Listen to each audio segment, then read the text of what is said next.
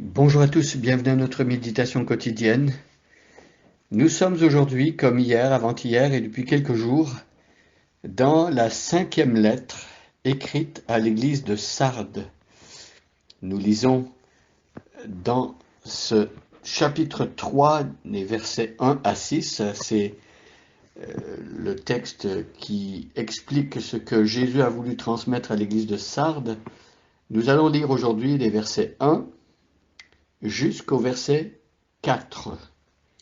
Versets 1 à 4, allez prendre votre Bible et suivez avec moi. Je lis maintenant ce texte de l'Apocalypse selon Jean au chapitre 3. À l'ange de l'église qui est à Sardes, écrit, voici ce que dit celui qui a les 7 esprits de Dieu et les 7 étoiles. Je connais ta conduite, je sais que tu passes pour être vivant, mais tu es mort. Deviens vigilant. Raffermis ceux qui restent et qui étaient sur le point de mourir, car je n'ai pas trouvé ta conduite parfaite devant mon Dieu. Rappelle-toi donc comment tu as reçu et entendu la parole. Obéis et change. Car si tu n'es pas vigilant, je viendrai comme un voleur et tu n'auras aucun moyen de savoir à quelle heure je viendrai te surprendre.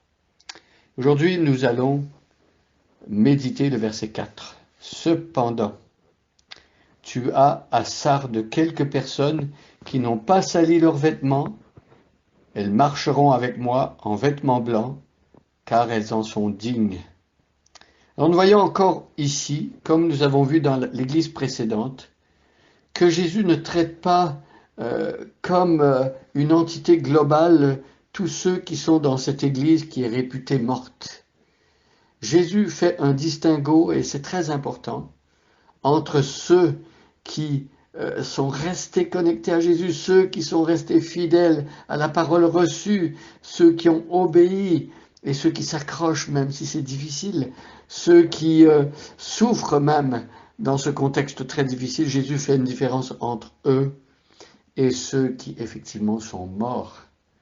Voyez, dans une église, nous ne pouvons pas savoir toujours qui est vivant et qui est mort. Ça peut arriver que des personnes soient dans l'église et n'aient pas la vie d'en haut, n'aient pas la vie nouvelle que Jésus donne. Ce sont des personnes qui assistent, on pourrait dire, ils sont réguliers, ils sont fidèles, entre guillemets, mais certains n'ont peut-être jamais reçu la vie de Dieu, certains n'ont jamais été vigilants par rapport à ce que Jésus demande. Certains n'ont peut-être jamais obéi dans leur cœur. Alors c'est assez limité en fait, le fait de pouvoir dire voilà ce que je pense de telle ou telle personne que je vois le dimanche, voir quelqu'un chanter, voir quelqu'un lire des textes de l'écriture, ça ne nous dit pas nécessairement comment la personne vit dans sa vie de tous les jours. Quelle est sa position par rapport à Jésus, quelle est sa connexion à Dieu, et quelles sont ses pensées non plus, on ne peut pas savoir. Alors on peut voir, Jésus a dit on reconnaît un arbre à ses fruits.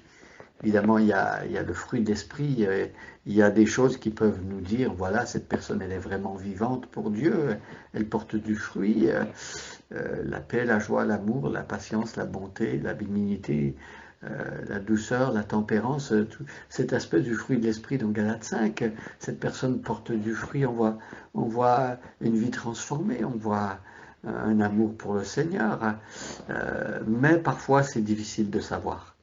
Donc ici dans cette église qui avait une réputation d'être vivante, il y avait des personnes qui étaient mortes et d'autres qui s'accrochaient et qui vivaient dans un contexte très très difficile.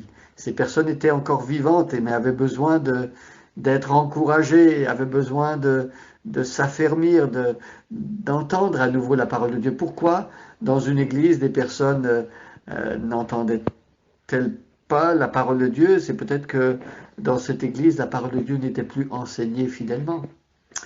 Et donc ces personnes pouvaient entendre la parole de Dieu peut-être en lisant leur Bible ou ailleurs, mais c'est quand même terrible de penser que dans une église, on n'enseigne pas la parole de Dieu fidèlement.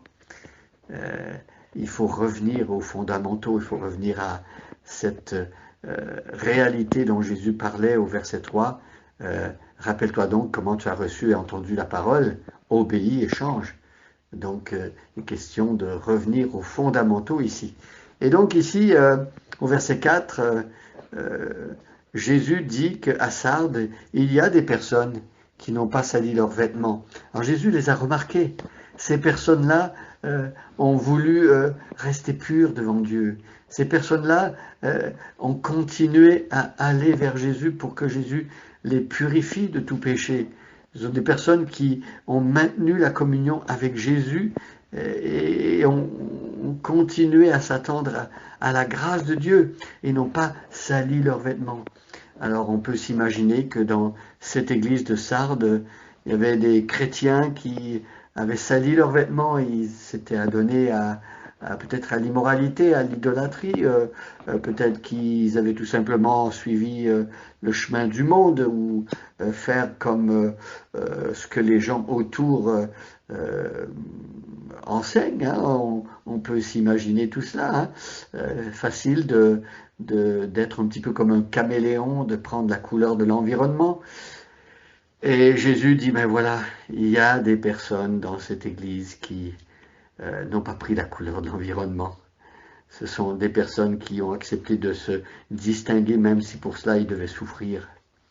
Cependant, tu as à Sardes quelques personnes qui n'ont pas sali leurs vêtements. Elles marcheront avec moi en vêtements blancs. Le Seigneur leur promet qu'il va continuer de les purifier, il va continuer à blanchir leurs vêtements et il va leur donner son vêtement blanc. Et ici, Jésus dit que ces personnes-là qui ont accepté plutôt que d'avoir la vie de confort, la vie facile et de compromettre la vérité et le message de l'évangile, ces personnes ont accepté plutôt de souffrir, eh bien il dit, elles marcheront avec moi en vêtements blancs, car elles en sont dignes. Elles en sont dignes. Voyez, le Seigneur voit la réalité des choses. Le Seigneur sait. Aujourd'hui, il y a peut-être des personnes qui vivent dans des pays de persécution où pour ne pas subir de persécution, ce serait plus facile de faire comme les gouvernements demandent. Et peut-être certains chrétiens ont malheureusement ont cédé à cette tentation et d'autres sont restés fidèles. Eh bien, prions pour eux, remercions Dieu pour eux et demandons à Dieu de susciter des personnes qui vont pouvoir à nouveau enseigner, encourager ces chrétiens. Et demandons aussi la persévérance pour qu'ils tiennent bon. Et mes amis plus proches de nous, peut-être que certaines personnes, des chrétiens, vivent des moments très difficiles au travail ou dans leur environnement où on se moque d'eux, où on les taquine et on voudrait bien que ces personnes chrétiennes suivent le chemin de tous les autres employés du bureau ou de tous ceux qui les entourent et faire comme tout le monde. Et pour eux, garder leurs vêtements blancs, ça signifie être à contre-courant. Je ne sais pas si vous avez déjà essayé de marcher à contre-courant dans une rivière où le courant est très fort. C'est pas facile ça. C'est plus facile de suivre le courant, de se laisser aller, on est porté par le courant. Et quand il faut se tenir à contre-courant, bien sûr qu'on a besoin de la puissance de Dieu en nous. On a besoin de Jésus qui nous donne la force à tous les jours. Alors demandons cette force à Jésus et soyons fermes et restons fidèles et vigilants. Bonne journée à chacun et à chacune et soyez bénis.